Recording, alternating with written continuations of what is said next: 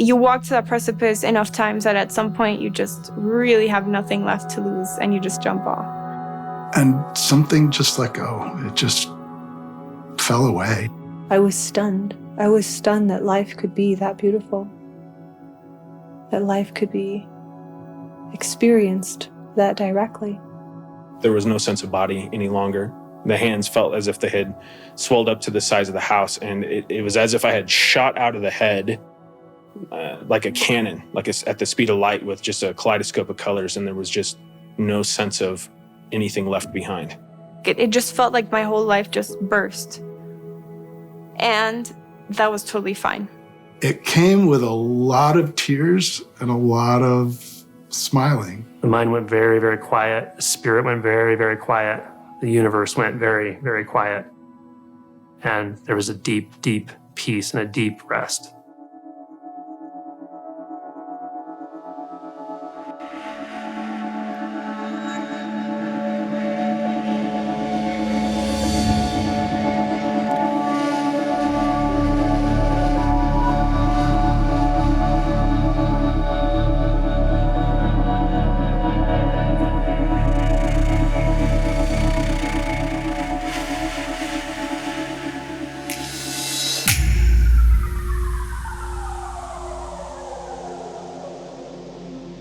I remember walking by people and I could suddenly feel everything they were feeling inside. I could feel their emotions. I could feel their sadness and their grief. And I was very young. And so it wasn't a mental understanding. It was simply a feeling. It was very profound. And I remember sort of tugging on my parents' hand as we were walking, pointing back and wanting to almost go to that person and perhaps comfort them. I don't really know. And my parents gave the usual reaction of, don't stare at strangers or let's go, But I remember very profoundly that sense of sort of a boundlessness in the human dimension, an empathy that was so complete that I couldn't really tell whether it was me or them. I think along growing up, I sort of started to develop this, something's wrong with me because I'm in the sensory experience. I remember I had a hard time with conversation. So I was dyslexic and couldn't understand what people were telling me. And so when somebody would be speaking to me, I would be tracing their face and I would be drawing and outlining their face with my eyes and with just like perceiving through the visual field and that tactile feeling sense. And I just perceived that something was wrong with me because I didn't understand them, but it felt so natural for me to really just be in the sensory and felt experience. I had run a theater company for about 20 years at the time and kind of had reached a place in life where it seemed I had hit some kind of barrier and was pretty much done with the conventional life. I just had done cycle after cycle after cycle and didn't seem like life was going to get any better. No matter what choice was made or what was acquired in life, it just it seemed like a freezing place. Before I became interested in the possibility of waking up, I would say that I had pretty acute and pervasive anxiety. I also had a lot of mood shifts, pretty low moods. And I was overall very dissatisfied with my experience of life and of myself.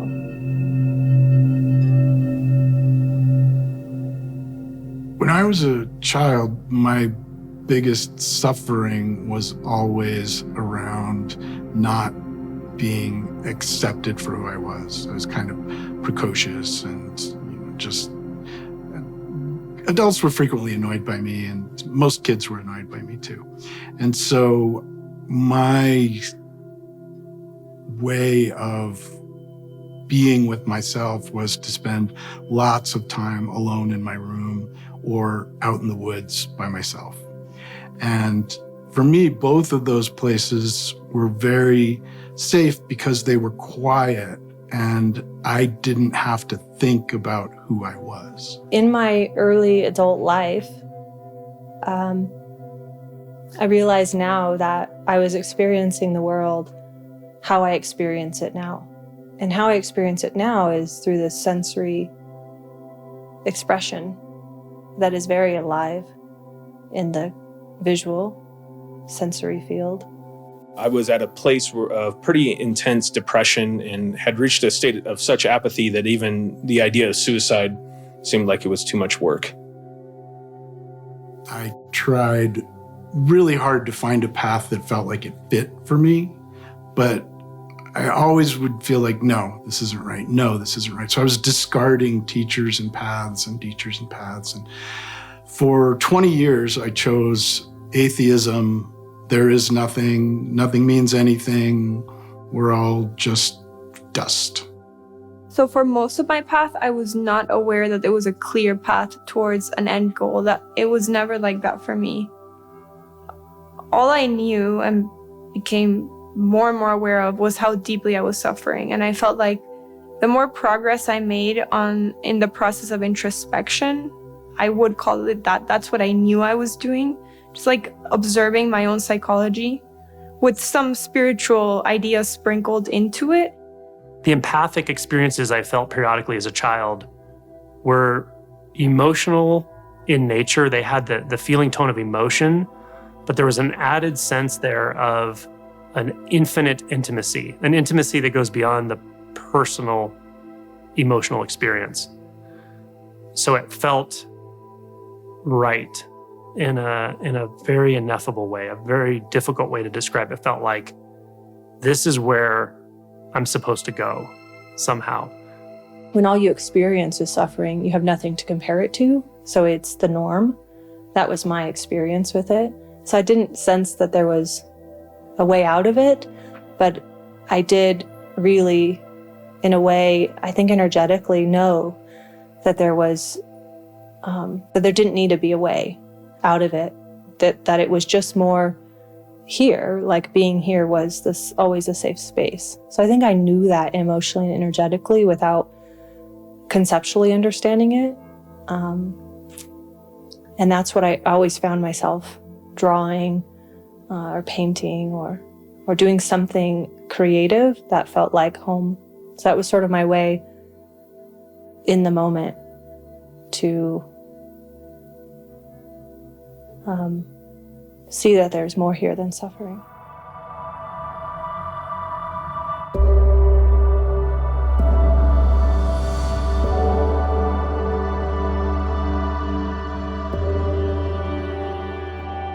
There was a little bit of an interest in Buddhism, although it seemed like it was still kind of run on a myth system, similar to Christianity or something else, where there was a figurehead and it was basically saying if you are a moral or ethical person and you do things in this way, then you will just have a better life. And what it seemed to be pointing to mostly was a life of simplicity or, less is more. I would say I was seeking conventional successes, achievements. I was seeking to meet the milestones as a person and the culture that I lived in to the best of my ability. And I thought that if I fulfilled those milestones adequately and achieved to a certain degree, that I would feel okay, that I would feel good, that I would feel like I was worthy as a person. At some point I learned to meditate, and through meditation I was able to find these moments of peace that were uncommon before meditation or before I had learned to meditate. And they were fleeting, they were momentary, but there was something. So I had the sense that there may be something in meditation or something available there that could open to something more peaceful or a more ongoing sense of peace. And there were a couple of times when the sense of peace became very prominent and lasted about 1 or maybe 2 days. But both of these instances, once the experience went away, I was left in a sort of worse place afterward because I had felt like I'd found the Garden of Eden and was kicked out. Every once in a while, there were moments of clarity. In younger years, it seemed, okay, if if I do the right thing here, then that will perpetuate this sense of goodness or what is pure. And there was always some kind of connection with there's got to be more, yet it just was so unclear that it always seemed to be applied to something external. Somehow I stumbled upon some sense of peace that felt like the only time I remembered relief in my life, my adult life, probably most of my childhood life, and I just lost it. So those probably were breadcrumbs to later insights, but in the moment it felt pretty terrible that I had stumbled upon peace and then just could not find it again. And then we moved when I went to high school, and we lived far enough away that in those days, there was no social media. Nobody knew who I was. I just picked a new identity. And I decided that the cool kids looked like they were having fun. So I joined in with them, and that led to just more feelings of being lost. I didn't know anymore who I was. I wasn't getting any closer to being myself. And so this was a through line for me all through my teens. And then that led to drugs and drinking. No, it never really worked. It worked for little bursts of time. The sense of dissatisfaction would overcome me shortly after having the wave of praise and self-aggrandizement, I would say. So it was kind of disconcerting to me that would happen, that after such a high of feeling deep satisfaction, I would say, and fulfillment, that soon like the complete opposite would replace that in my experience. And yeah, that created a sense of confusion, dysphoria, and that built up over time. But it also made me very curious. There was something intelligent about that design, that it was like the paradoxical nature of seeking. It's like started to become revealed, but it actually didn't deter me from continuing to seek. I think some part of me knew that there was a wisdom in exhausting the seeking apparatus, like taking it to the very end, taking it to the limit, to where I was just completely exhausted.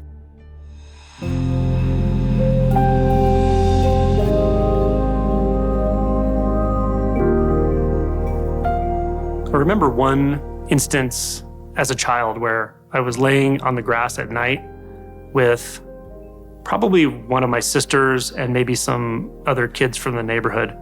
And we were looking up at the stars, talking about the vastness.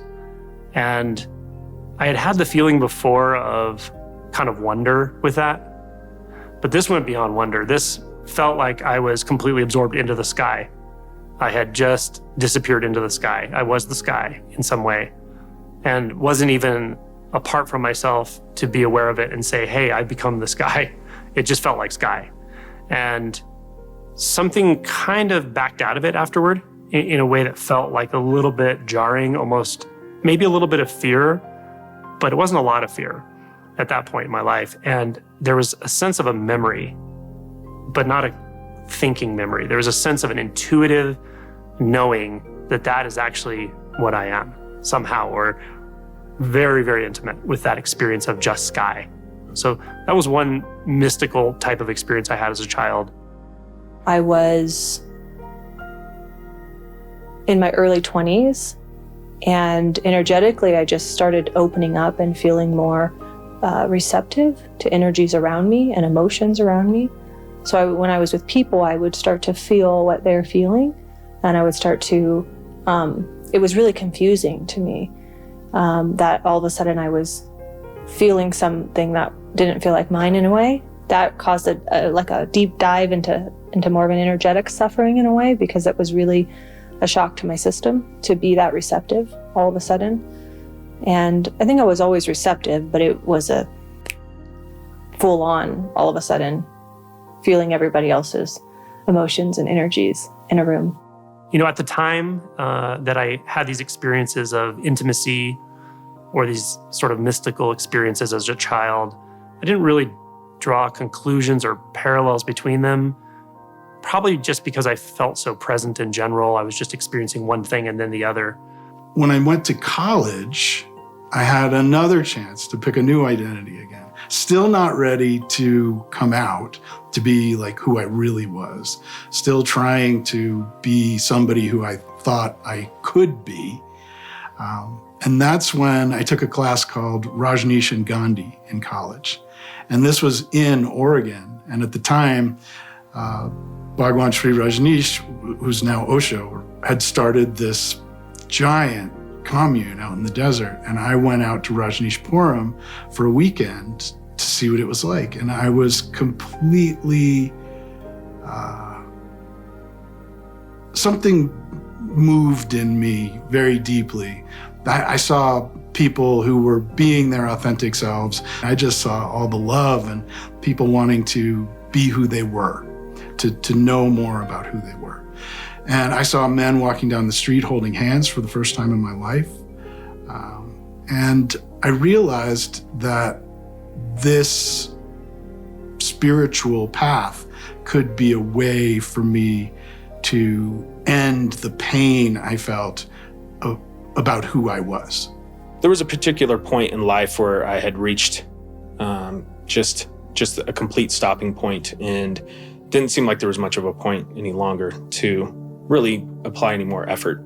It was a strange place where I didn't really care about anything, and also didn't really have the energy to do anything about anything. So I had somebody invite me to a single-day meditation retreat. And even though intellectually it didn't seem like something that I wanted to do, there was a very visceral sensation here in the gut. It felt almost like a magnet pulling me somewhere. And that was really new. It was very visceral. And so I decided to go. It's in a part of town. The initial address is this place called Commerce City. And it's a part of town that you usually don't want to go to. And so there were thoughts of, well, is she going to sell me into sex slavery? I had no idea what it was going to be like. And upon arriving, it was actually a really nice part of town, knocking on the door. And, the person who opened it up had it seemed to be an NSYNC or Backstreet Boys t-shirt on, with this faux hawk. And the first thought was, oh, this is the guru? Usually when you're invited to a meditation retreat in Colorado, you're probably going to end up in Boulder most of the time.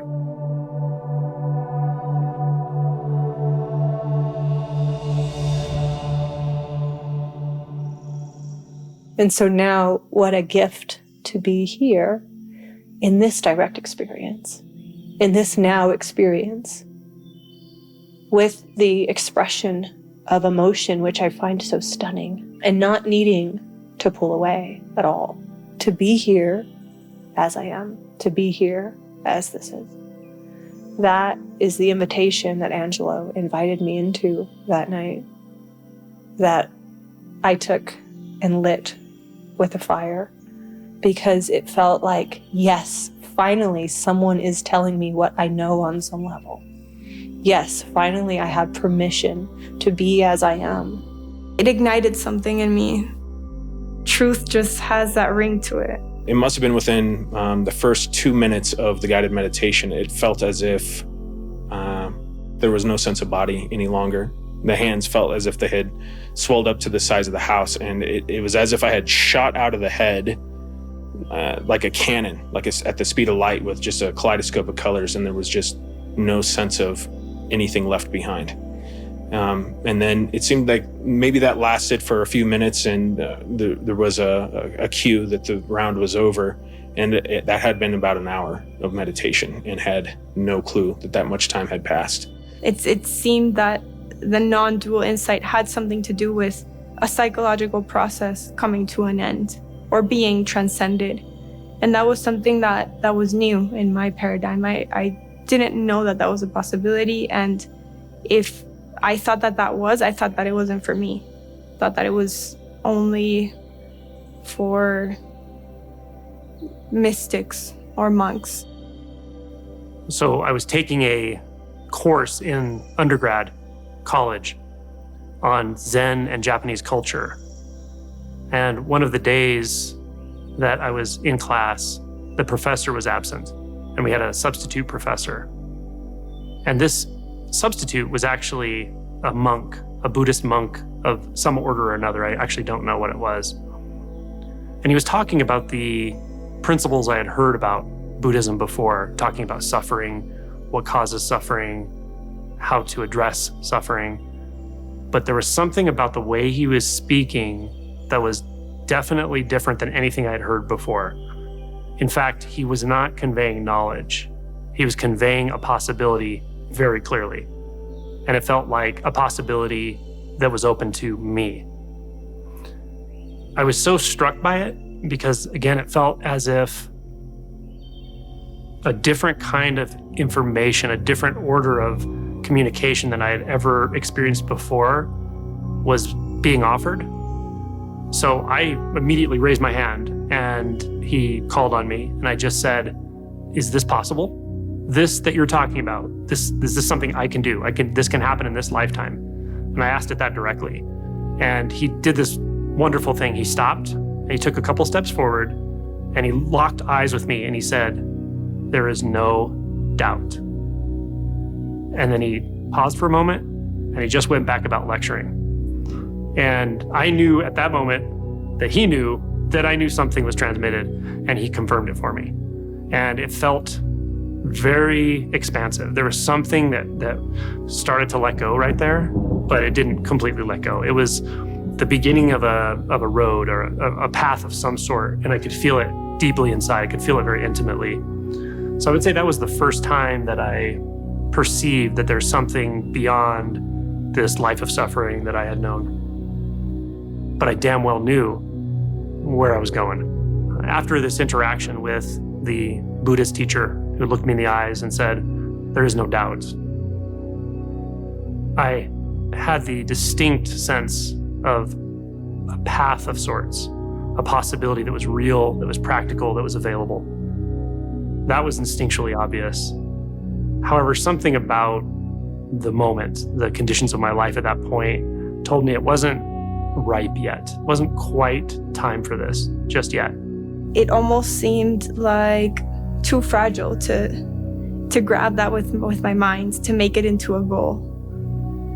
It's like I didn't want to believe it without seeing it. Speechless. I mean, I'd really had no way to put words to what had just happened.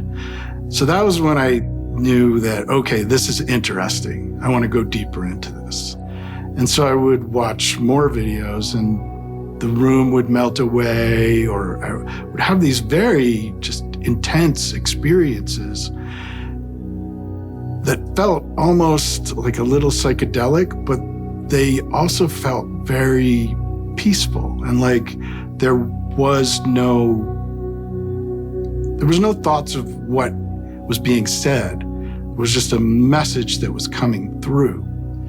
And so for a while I would just watch, like an hour's worth of videos every day. And then finally, I realized, okay, this is the way I need to go. So the night I met Angelo, he told me something that really stood out to me. And he said, "Trust yourself. You can trust your immediate experience." And nobody had ever told me that before. And in some way, I knew that, but I was juggling this identity and this resistance to my immediate experience for so long since I was a child that everything in me at that point in my life was so tender and ripe. And it felt like my heart really wanted to burst into life, but it didn't know how. It didn't know what vehicle to drive. It didn't know how to be expressive. And I remember I told him, my heart feels like it's breaking, that it just wants to love everyone, and it always has. I got the sense that there was something more, that there was a possibility to free myself, to liberate myself from the pain and the suffering that I was experiencing. I got a sense of that pretty early on and in many layers. So the first layer was more psychological. when I realized that there were tools to work with thoughts accessible, and the fact that I could introspect and look at my own experience. When I did that, it was like taking like a magnifying glass and parsing through to see what is what, and that elucidated a lot of the turmoil and the confusion. And that process itself brought some sense of calm to me and showed me that things aren't quite what they appear to be.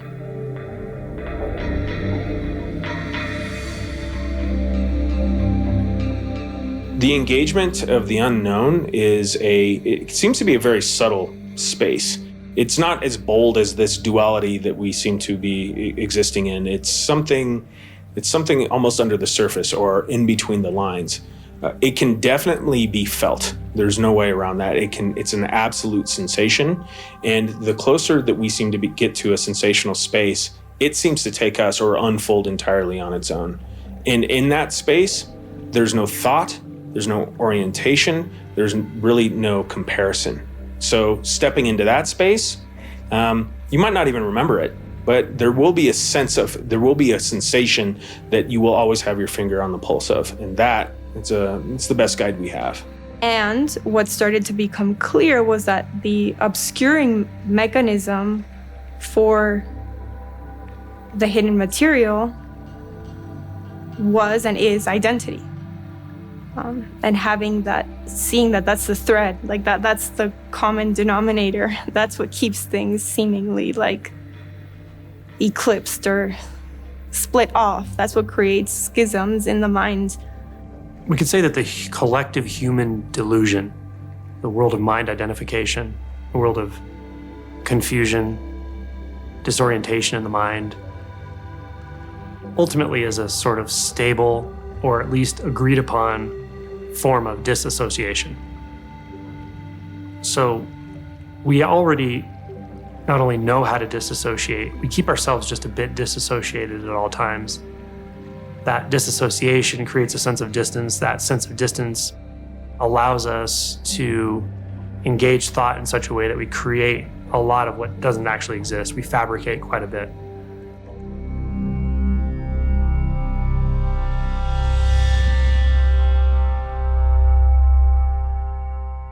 At that point in my life, I wasn't practicing anything at all. I was coming out of an 8-month depression and I was studying acting, but I didn't really have meditation practice. I didn't know that. I didn't have spiritual practice. I didn't have devotional practice. I didn't have God. I didn't have anything like that. And I didn't know who I was. My husband had moved away and I hadn't worked. My life was put into the experience of being a wife and being a homemaker. And that was really important to me in that time of my life. And now my husband is gone and I don't know who I am anymore. And so I had all this free time. So I sat on my balcony outside of my master bedroom, just like I'm sitting now. I just sat. And my attention, as I closed my eyes, my attention went directly into my heart for whatever reason. And I said, "Who am I?" And there was a singular, it almost became a mantra. I don't need to know, or I don't know anything and I don't need to know. I don't know anything, I don't need to know. And that was a huge departure from the past where there was an addiction to knowledge. I needed to know everything so I could position myself as the smartest person in the room. It was a different space, letting go of having knowledge over everything. That immediate, direct investigation of thoughts led very rapidly to this dissolution of separate identity. But leading up to that, there was a sort of practice. And the practice really was what I gleaned from this book, The 3 Pillars of Zen. And it was a practice that I might just call one-pointed approach. So I'll use the term mu, or I'll use the koan mu, which is often used in Zen. And the instruction given in the book was quite simple. Don't separate yourself from mu. Don't move away from mu 1 millimeter. Don't move away from mu 1 hair's breadth until there's only mu. There's only mu. And I'd always wanted this, and I didn't know I'd always wanted this. I always wanted to be so one-pointed that there was nothing stepping back, doubting itself anymore. There was nothing stepping back, judging anything anymore. I didn't know that until it happened, though. So that magic of just let there be mu really concentrated the mind enough so that I could see that thought mechanism and pretty rapidly deconstruct it into pure undifferentiated consciousness. If we take a bird's eye view of the process at that stage, like right before the first shift called an awakening, I would say that the main approach was self-inquiry, like pretty standard self-inquiry, in addition to a lot of emotional work, but it was all intertwined. And I think though, like, the linchpin was asking the question, who am I?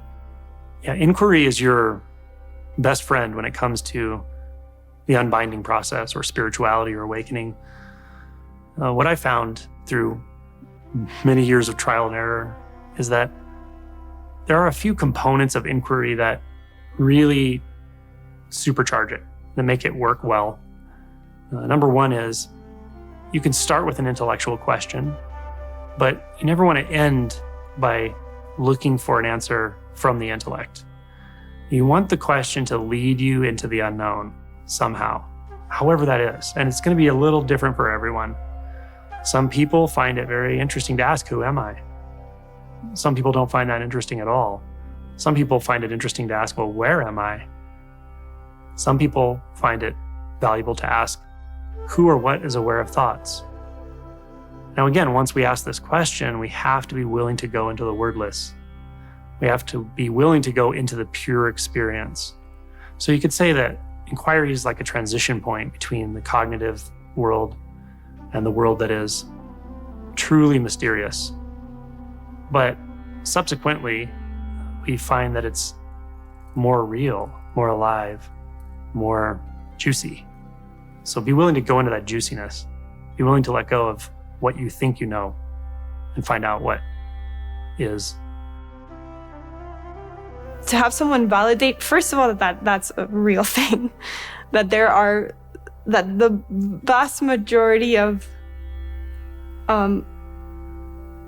what runs my own experience is not directly conscious to me, that it's hidden. To have someone say, like, that's true, and that could come out of hiding, that could come out of the shadow, that was very validating to me. It made me feel seen, I guess, and not crazy. It helped me see that there was nothing wrong with me. It also helped me see that none of this was personal. There were unconscious processes going on in my mind, unconscious processes operating, and the fact that I could touch into that was just so fascinating to me, that the unconscious could become conscious through deliberate exploration, examination. I started to learn how to do it, and I would then do it all the time. Like every waking hour that I could, that I wasn't too overwhelmed with responsibilities or too caught up in distractions, like I would just inquire into my own experience. I guess inquiry is like the umbrella tool. And I think what inquiry is really is just a method of examination, really. It's asking questions, and those questions could take a myriad forms. There's no right way to do that. With any question, with any approach to inquiry, I would suggest giving it some time. If it feels absolutely distasteful, it's just not working for you, maybe try a different question. But if you hit on a question or an approach that seems to give you a little bit of juice, a little something there, maybe even a little fear, don't switch. Stay with that one. And sometimes it requires some kind of pushing, some of that warrior spirit, really becoming one-pointed. But don't beat yourself up if you can't do that all the time, because you won't be able to. Sometimes you need rest. And if it's just getting very heady or you're getting so frustrated it's just not going anywhere, take a break, rest. You might start in an hour or 12 hours or 3 days, and it'll feel very, very different. So look for the question that gives you a little bit of juice, a little bit of opening, even if it's just periodically, and maybe even a little bit of fear or an emotional experience. Those are openings. That's telling you that you're on the right track. In contrast, a question that just feels like it has no use to you, it's no value, it's not going anywhere, try something different.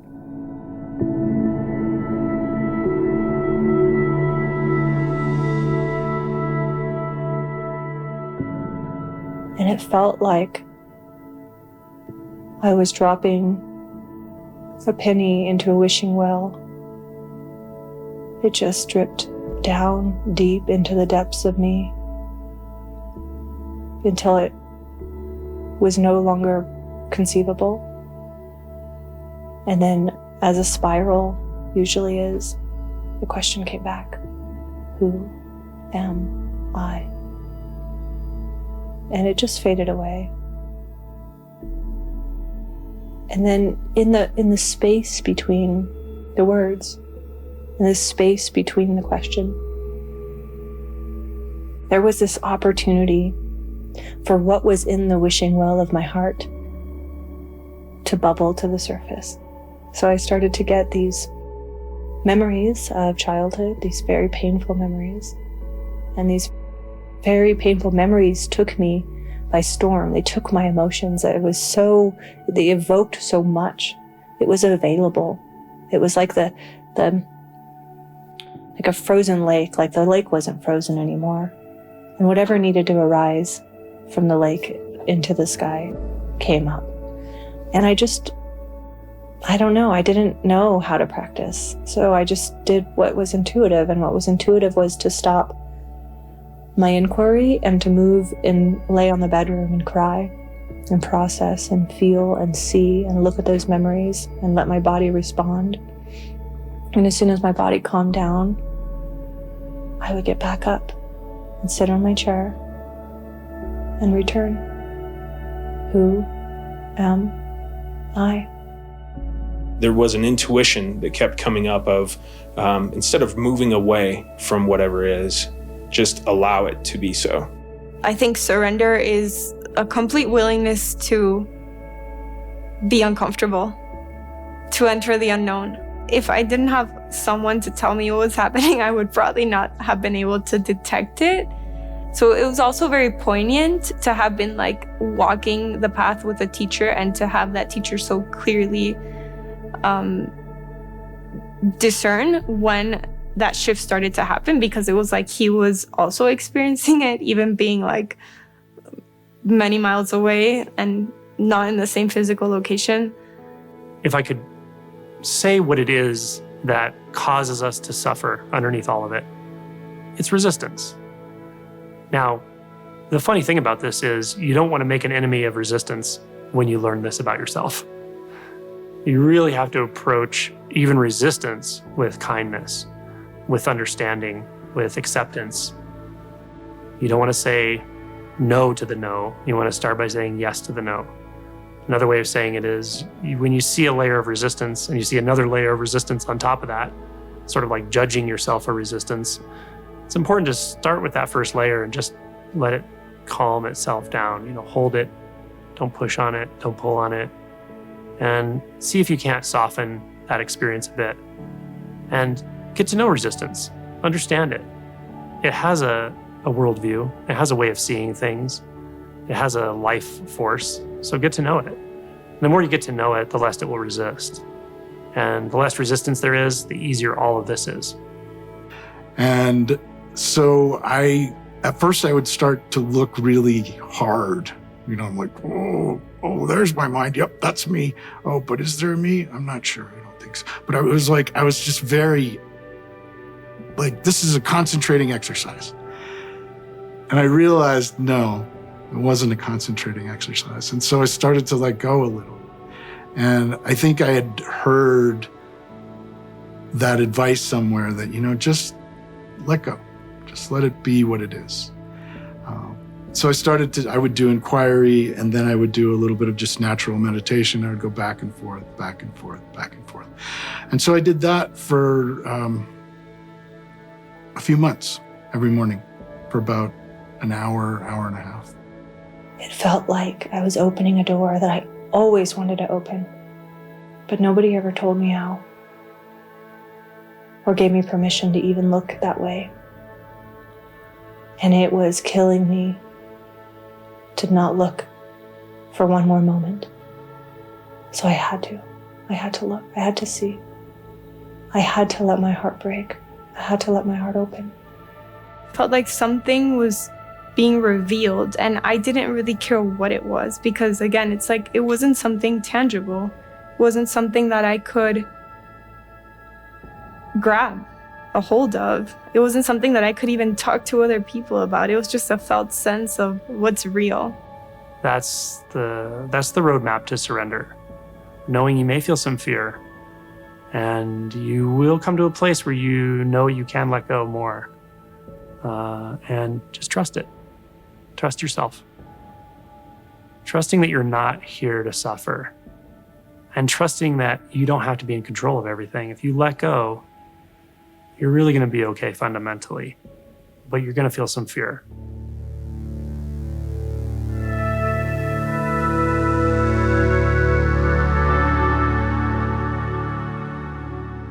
I was at a place where I felt particularly defeated, both in the relative life and in the sort of spiritual life.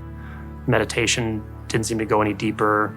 There was a peace there, but it wasn't really addressing my deepest promptings. Every question would lead back to who am I? And who am I is a question that walks you to the precipice of identity. And you walk to that precipice enough times that at some point you just really have nothing left to lose and you just jump off. And I think that that's what happened to me. I happened to pick up a book called The Three Pillars of Zen. And in this book, there is a chapter where a Zen teacher is in a Dokusan room or a private interview room with students, working very directly with a koan called Mu and other practices. But they're working directly to help these people wake up or achieve this term that they used called Kensho. The more I read it, the more it had the flavor of what that professor had transmitted to me. And then it started to kind of catch on fire. There was something that wasn't just in that book. This book was written in the 1960s, but it was alive right now. It was alive right where I was, in the room I was sitting in my heart, in my mind, in the body, and in a place that has no place. This aliveness felt ancient. This possibility, this transformation that was initially something that I felt like I was undertaking or engaging, suddenly came alive itself. It was beyond me. It was more vast than anything I'd ever experienced.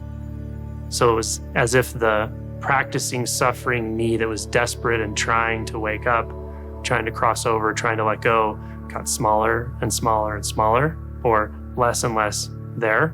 And this completely mysterious, ineffable force became more and more and more prominent in experience.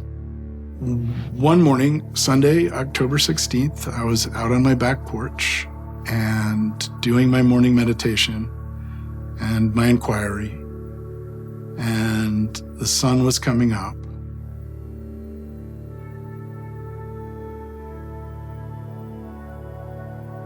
And something just let go. It just fell away. It was just this, literally, like it was this, all of the confusion, all of the multiple identities, all of the hard work of trying to figure out who I was just seemed at once really sad and really funny. You know, and I couldn't believe it. Like, I couldn't believe how simple it was and how how profound it was, how like just nothing. It was so many things all around, like nothing I'd ever experienced in my life before. A blip, like in time, like something opened up. It was like what I imagined to be a timeline, just like I had like a chasm in it. I was like falling into that chasm for that moment, for that week, that blissful state lasted.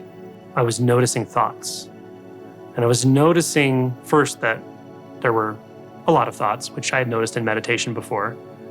And I noticed that the noticer of thoughts was also a thought. The one that said, oh, there's a lot of thoughts here.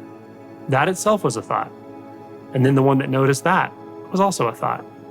And all of a sudden, there was no agent behind thought anymore. There was no center. There was no, essentially, there was no me apart from anything. And that opened up this space of undifferentiated consciousness where the thoughts and the apparent differentiation of consciousness became exquisitely uninteresting. And then the nature of consciousness became exquisitely interesting. And that was it. There was just that consciousness, just that absolute pure being. And then all techniques, all practices, all intentions, and all surrender fell away. I sat on my balcony, and after my meditation, I opened my eyes. And I remember feeling the sides of the chair. And I remember standing up and putting my hands on the railing. And I look out in my backyard where there's a tree and a bright big moon and all the cars passing on the sideways streets. And I was there. Everything felt so close, so intimate. It was a subtle movement. It was like a feather in the wind.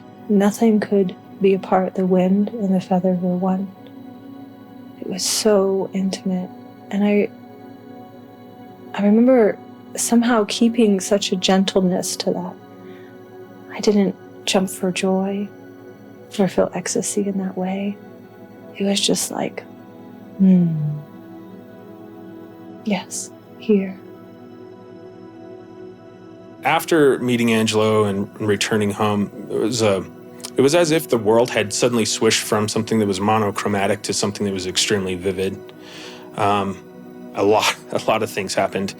The most vivid thing was there was a sense of being in a utopia. For the first time in a long time, there was just an overall sense of I am so grateful to be here, and I didn't want to die anymore. It was clearly beyond the confines of the mind, of concepts, of stories, of narratives, even of my own life, my own physical life. This was beyond, and I knew it, and I gave myself to it.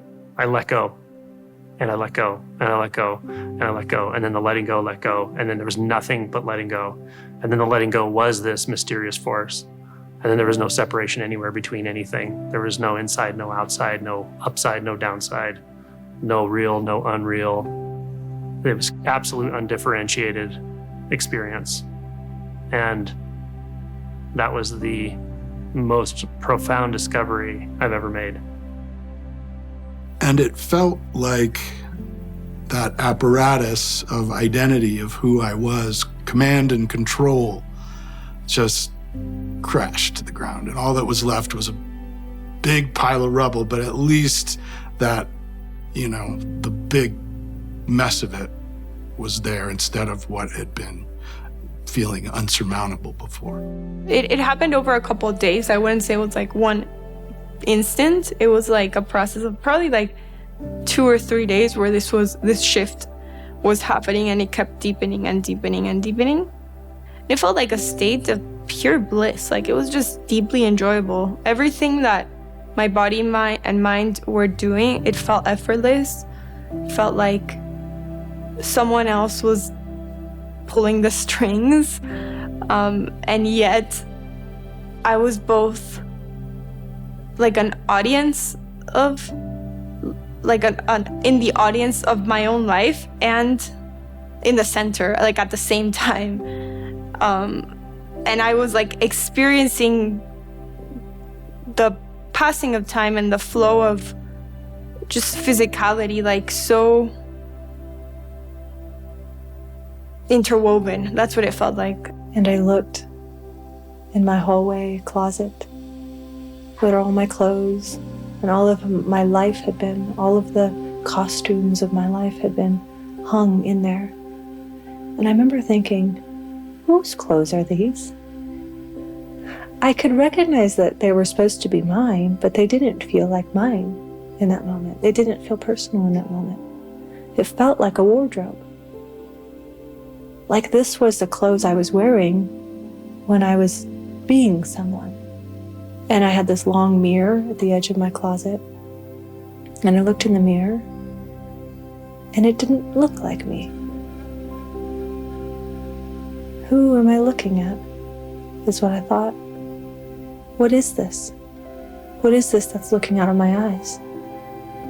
And it didn't feel the same me that had always looked in the mirror.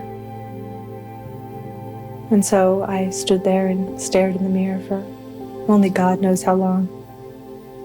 And eventually I went to bed.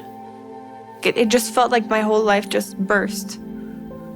And that was totally fine. Like there was a deep knowing that that was totally okay. All of my frames of reference and orienting principles, my value system towards life, like that collapsed. And it was just like being in the sort of ashes of that for a while. That's what the shift felt like. Didn't make me feel special. I wasn't concerned about any of that. The mind went very, very quiet. The spirit went very, very quiet. The universe went very, very quiet. And there was a deep, deep peace and a deep rest. After it happened, I remember thinking almost immediately, everything is different, but I don't really remember what's changed. Like, what was different? You know, how is this different from that? I'm still here in this house, in this job, doing the things I did, but everything feels different. I could taste colors. I would look at a tree and just be like, tree, me, all same. Like, and words were weird, and it was just hard to. It was hard to sort it out. My mind couldn't do the old things it did, but it didn't really know what to do yet. And it wasn't gone. There was still a mind there making thoughts and doing, like trying to make sense of it, but also just completely at a loss, because it was like it got put out of work or something, and it's like just trying to hobble along on 3 cylinders. So it was a little confusing, but also really peaceful, joyful. And that lasted for probably a couple of months. Outwardly, the family, my partner, had no clue anything had shifted. Yet in here, there was no more stickiness, no more tethering. And the next morning I woke up, it was as if nothing was ever asleep. That quality of intimacy that I had only tasted that first night, the night before, was so profound. It was like coming home. And yet, here I was, in my bedroom, with the normal sounds of the cars on the road, the birds waking up, the trees singing, the colors, everything so vivid. Here I was, in my normal bedroom, and yet it was all different. So very different. And everything felt as if it was inside me, as if nothing was ever apart. Because the shifts kept happening, the deepening kept happening, I knew that this was just the way it had to be. That there was progress. Like, there was something unraveling. And it was, as much as there was so much to see, it was also one-pointed. Like, the truth was singular, always. Despite the complexities of this unfolding, it's one singular truth, and everything converged on that all the time. I would go to the grocery store and look for strangers just to give a hug. And I would put my arms out like this. And some people would say, don't touch me.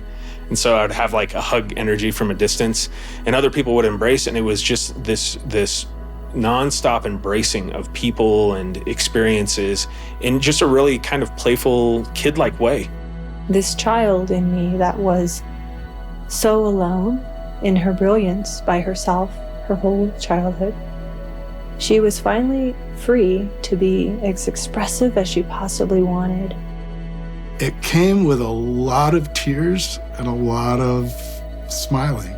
And what was really beautiful is my husband he gets up a little later than me, and he was just getting a cup of coffee when all this was happening, and came out and just sat next to me out on the deck while there were tears streaming down my face, and I probably had a huge smile. And he just sat there. And he didn't ask me what's going on or what, he knew, I think.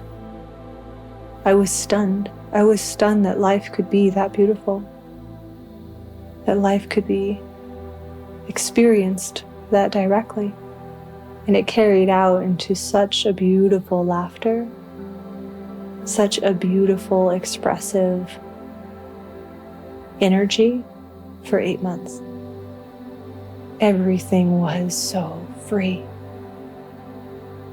I remember standing in the rain and dancing and not having a care in the world, not having a care that I'm wet, I should probably get dry, I should probably get out of the rain. None of those thoughts were there. None of those cares were there. It was just ecstasy, dancing in rain. It was rain dancing with itself. Absolute acceptance of all that is, all that was within me, all the parts of myself I didn't want to see or couldn't see, the external world, all the apparent flaws of the world, the physicality, the mystery, the grittiness, all of it was absolutely 100% accepted until that acceptance, the quality of the acceptance was indistinguishable from consciousness, from beingness, but it had the tone of love.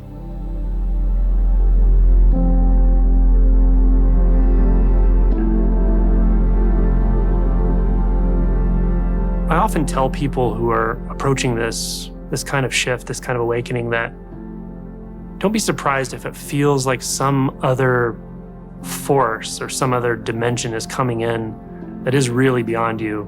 And I say this just so that they're not too surprised or too terrified, but I'm not going to give it a name. It's not what I would call God. It's not a specific deity. It doesn't have a name. It's too real to be named. You're made for this. From the moment of conception, you were this. There is no separation, there is no suffering, and you can find out firsthand. And that's actually the most important thing. It doesn't matter the words that are coming out of this mouth. You can do this. But if I could tell you what it felt like the first time I've ever felt love.